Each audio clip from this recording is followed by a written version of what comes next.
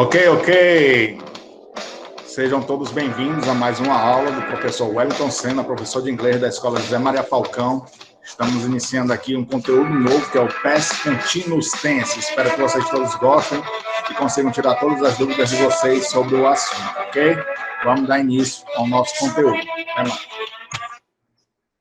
Bom, para iniciar esse conteúdo, eu gosto sempre de exemplificar, né, a ação, como ela acontece na linha do tempo.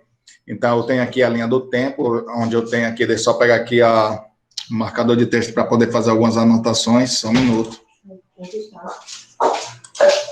Ok, então, aqui eu tenho, do lado direito, a parte preta é o futuro, no meio aqui eu tenho o presente, e a linha vermelha eu tenho o passado. Como se trata do passado contínuo, eu vou estar falando de uma ação que ela é contínua, ou que ela está em progressão no passado. Ela é uma ação que ela não finalizou diretamente, ela aconteceu e durou um determinado período de tempo no passado, uma ação que estava em continuidade no passado ou em progressão. O past continuous, ele também é conhecido como past progressive tense, ok? Então, vamos olhar aí na definition. Also known as the past progressive tense, refers to a continuing action or state that was happening at some point in the past. Então, olha só, o que ele está dizendo aqui, esse tempo do passado progressivo ou passado contínuo, ele se refere a uma ação contínua ou um estado que estava acontecendo em algum ponto do passado, em algum momento do passado, certo? Ou seja, a ação do present continuous ou do past continuous é isso, uma ação do passado que estava em continuidade ou em progressão, tudo bem? Então, a representação aí da ação é exatamente essa daqui, certo? A gente está representando aqui a ação na timeline para exemplificar o nosso conteúdo novo. Vamos continuando. Vamos para a structure, né? Para a estrutura. The past continuous tense is formed by combining the past tense of the verb be, for example, was or were, with the verbs present participle, ing, word or gerund. Bom, o que ele está dizendo aqui? Que o passado contínuo ele é formado pela combinação aí do passado do verbo to be. A gente tem aí que o passado do verbo to be são duas formas, né? A gente tem duas flexões, que é o was ou were, o was singular e o were plural, com o present participle. Olha só, muito importante lembrar que o gerúndio, que é essa terminaçãozinha, que é o nosso sufixo ing, esse gerúndio, que é caracterizado pelo ing no final das palavras, dos verbos, ele também tem uma outra nomenclatura, ele é chamado de present participle, né? O particípio presente.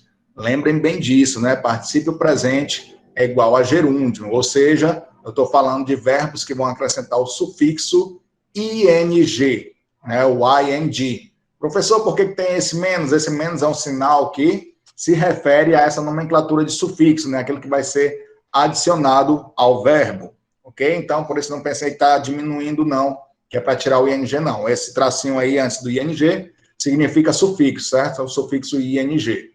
Então, basicamente, eu vou ter um personal pronoun, aí eu tenho aí separado quem é singular e quem é plural, eu tenho aqui como singular os que estão em vermelho, I, he, she and it, né? Todos eles vão utilizar o verbo to be no passado como verbo auxiliar, sendo na sua forma was. O was é utilizado para o singular, ou seja, para I, he, she and it, ok?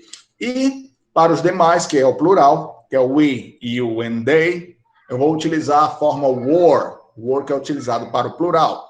Então, você precisa fazer essa concordância. Depois de fazer a concordância com o seu verbo auxiliar, que é o verbo to be no passado, você vai pegar o verbo principal e transformá-lo para o gerúndio, para transformá-lo para o particípio presente. Como é que eu vou fazer essas transformações? Eu tenho que ver lá as regrinhas de formação do verbo e acrescentar o sufixo ing. Aqui também é importante ressaltar que podem aparecer nas frases, nas sentenças, no complemento, né, indicativos de tempo. Olha só, tem alguns exemplos aí bem fáceis que dá a ideia de que aconteceu a ação lá no passado, que se refere ao passado. Eu tenho aí palavras como yesterday, né, ontem, last night, noite passada, última noite, the night before, a noite passada também, the day before, o dia anterior, yesterday, the day before yesterday, que é o dia antes de ontem, né? Last week, last weekend, last year, last month, tudo que tem essa palavra last antes também no começo, da ideia que é algo anterior, que vem do passado. Tudo bem?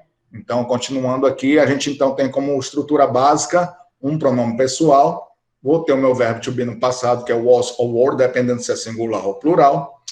Aí eu vou ter também o meu verbo, que vai ter que acrescentar a ele o sufixo ing para transformá-lo no gerúndio, ou para deixá-lo no particípio presente, tá bom? Só relembrando que o past continuous tense pode ser chamado também de past progressive tense. Temos aí o nosso gerúndio, que também pode ser chamado de present participle, né? Tem duas formas de chamar, present participle or gerund, que fique bem claro isso também, ok? Então, vamos para as estruturas ou formas de cada um. Primeiramente, a gente vai falar das regras de formação do gerúndio. A gente já viu isso aqui com o present continuous, mas vamos relembrar as regrinhas, né? A regra geral, eu pego o meu verbo e acrescento a ele o sufixo ing. Alguns verbos eu coloquei como exemplo, que seguem essa regra da regra geral. Como é que eu uso a regra geral? Quando ele não cabe em nenhuma das outras regras, pessoal, dessas aqui que estão abaixo, se não couber em nenhuma dessas regrinhas aqui, você vai aplicar a regrinha geral, que é acrescentar o ing. Então, tem aqui o verbo talk, né, falar, basta eu acrescentar o ing, talking, walk, né, andar ou caminhar, walking, looking, booking. Professor, mas booking, isso daí é um verbo, mano? Olha só, é o seguinte, você conhece book não como verbo, você conhece ele como substantivo, né? Então, é importante saber que book, sim, ele é utilizado também como verbo. Inclusive, se você vai fazer uma reserva, que é isso que ele quer dizer, uma reserva em um hotel, you have to book a hotel, ok? Booking na hotel significa que você está fazendo uma reserva em um hotel. Então, vale a pena trabalhar também com esse verbo e lembrar, ou então, quando você vê aí pela internet, não está errado, certo? Então, o book pode ser utilizado como verbo também, ok? Então, continuando aqui, eu tenho regrinha aqui. Quando o meu verbo terminar em E, com um E apenas, a regra me diz, agora sim, olha só, eu tiro o E, tá aqui, ó, menos o E, que tá em preto, e acrescento, olha aqui, ó, tá em preto também, acrescento o sufixo ing, certo? Eu deixei tudo em vermelho para saber que faz parte. Então, quando o meu verbo ele termina em E, eu vou tirar esse e acrescentar o ing. Nós temos uma exceção a essa regra, apenas um verbo, você não vai poder tirar esse porque ele vai perder completamente o seu significado, que é o verbo to be. Se você tirar o e e acrescentar o ing, ele vai se transformar em outra coisa, being, né? Não tem nada a ver com o seu significado. Então, continuando aqui, como exemplo, eu coloquei aqui os verbos que terminam com e, que é o make, né, fazer, tirando o e, acrescentando o ing, ficou making, come, vir, né, coming, bake, de fazer pão, baking, forgiving, perdoando, né? Então, nós temos aqui alguns verbos que terminam com e, que basta tirar o e e acrescenta o ing. Quando os verbos terminam em dois es, olha só, o verbo ele se torna inflexível. Eu não posso tirar um e, porque se eu tirar um, vai sobrar um e, você cai de novo. Na mesma regra do um e, vai ter que tirar de novo. Imagina aí o meu verbo se, tirando os dois e aqui, ó. Se eu tirasse os dois e, ia ficar assim. Aí deixaria de ser um verbo que significa ver e seria cantar. Nada a ver, né? Vai mudar completamente o significado. Então, eu não posso tirar nenhum dos dois es. Então, quando o verbo ele terminar com dois es, você mantém os dois es ali, certo? E você vai apenas acrescentar o ing, certo? Por exemplo, temos o verbo ver, see, seen, sightsee, que é o verbo que é conhecer, dar uma voltinha, né? Estou apenas olhando, é muito utilizado. For example, can I help you? Chega lá o funcionário da loja e você diz, I'm just sightseeing. It means that you are broke, you are without money, you don't have money enough. Diz que você está quebrado, está sem dinheiro, aí você sempre dá aquele queixo velho e antigo, né? Só estou olhando, né? Estou dando uma olhadinha só. Vai comprar nada, tá só fuxicando mesmo na loja. Então, eu uso o sightseeing, ou então, quando você chega em um local novo que você não conhece, I'm going sightseeing in the city. quando você diz que você vai sair utilizando esse sightseeing pela cidade, você vai sair para conhecer, certo? A cidade. Temos o verbo concordar aí, agree, agreeing, ok? E etc. Aí, verbos que terminam com IE, vou trabalhar diretamente com 3, certo? Esses verbos que terminam com IE, você vai ter que tirar o IE e colocar uma letra que possua o mesmo som, para que não se perca a essência do verbo. Já que eu vou tirar o IE, eu preciso trocá-lo por uma letra do alfabeto que produza o mesmo som, que nesse caso aqui é o Y, certo? Aí nós temos como exemplo o verbo lie, die e tie. Para poder fazer esse som, basta colocar o Y, a gente sabe que forma o mesmo som. Então, quando eu tiro esse IE e acrescento o Y, depois me sobra apenas a regra geral para acrescentar, que é o ING. Então, veja, o verbo lie, que é com IE, tira o IE e acrescentou o Y e o ING. O die também tirou o IE, colocou o Y, ING. Tie também tirou o IE e acrescentou o Y e ING. Professor, o que é esse verbo tie? Tie é amarrar, certo? Okay? Se você está, if you are tying your shoes, está amarrando os cadastros do seu sapato, por exemplo. Ok? Para verbos ending, stressed CVC. O que seria isso? Qual é essa regra? É aquela regra do CVC. Por que é stressed? Porque essa sílaba precisa ser a estressada, a sílaba mais forte, a tônica, né? Porque se não for sílaba tônica, não cabe nessa regra e tem que usar a regra geral. Então, se couber nessa regra, você vai pegar esse verbo que termina em consoante, vogal, consoante e vai acrescentar a ele a sua última consoante, exatamente essa última do CVC. Você vai acrescentar essa última consoante e também a regra geral, que é o nosso sufixo ing. Tudo bem? Então, eu pego o meu verbo, acrescento aí a minha última consoante e também o ing. Por exemplo, o verbo stop, ele termina com P. Quando a gente pronuncia stop, a gente verifica que sim, é stressed. Então, se é sílaba tônica, esse top, então eu vou pegar a última consoante, que é o P, vou repeti-la, né, acrescentar essa última consoante, mais a regrinha geral, o ing, ok? Assim, sucessivamente para os demais verbos que são encaixados nessa regra.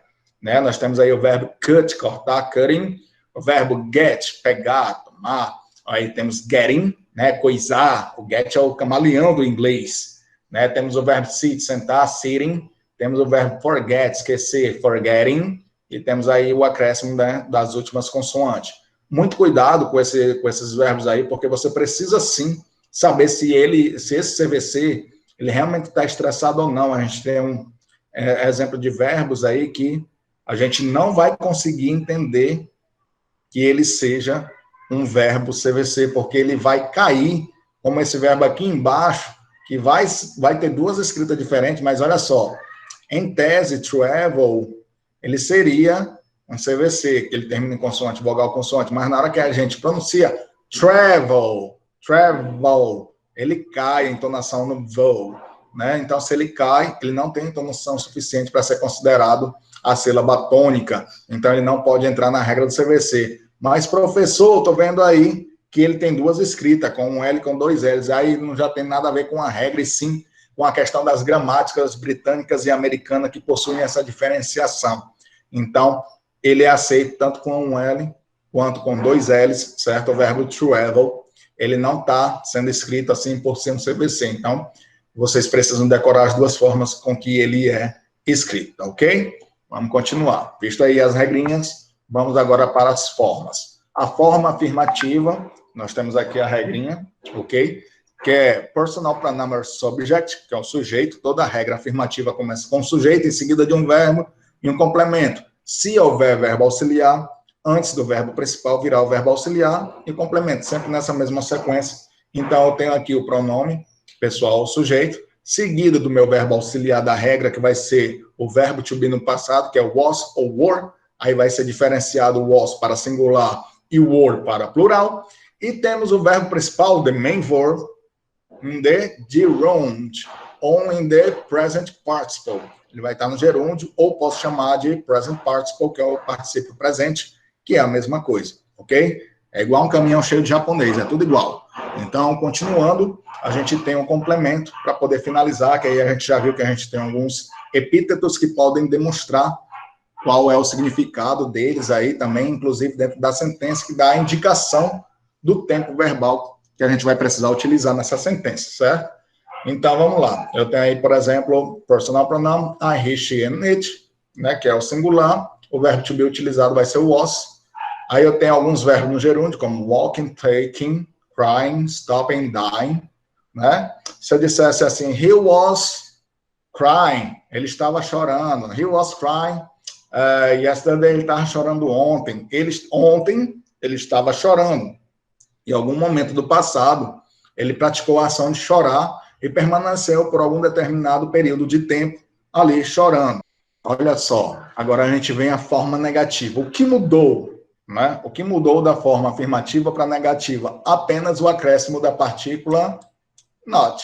Olha só, em toda frase, em qualquer tempo verbal que for, se eu tiver a presença do verbo to be, como eu tenho aqui, todas as formas afirmativa, negativa e interrogativa serão feitas com ele mesmo, sem o auxílio de nenhum outro verbo auxiliar. Então, ele faz a forma afirmativa, ele faz a forma negativa, ele faz a forma interrogativa.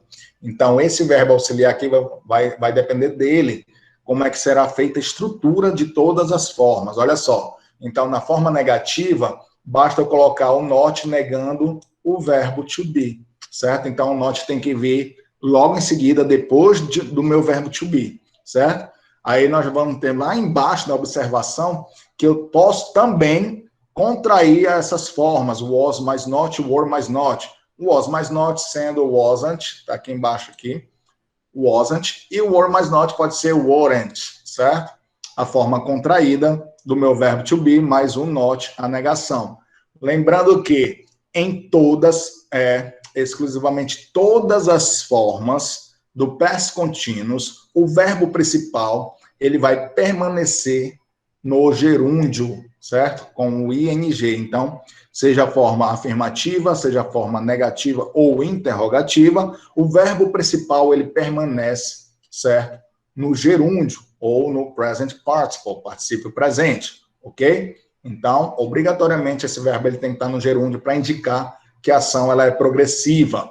Então, é muito importante lembrar disso. Lembre, não se trata só do meu verbo auxiliar. Eu tenho o verbo auxiliar mais um not. Se eu botar só o sujeito, o auxiliar mais um not, e o complemento, eu estou falando só de verbo to be, não mais do passado contínuo, certo? Tá? É importante lembrar disso, ok?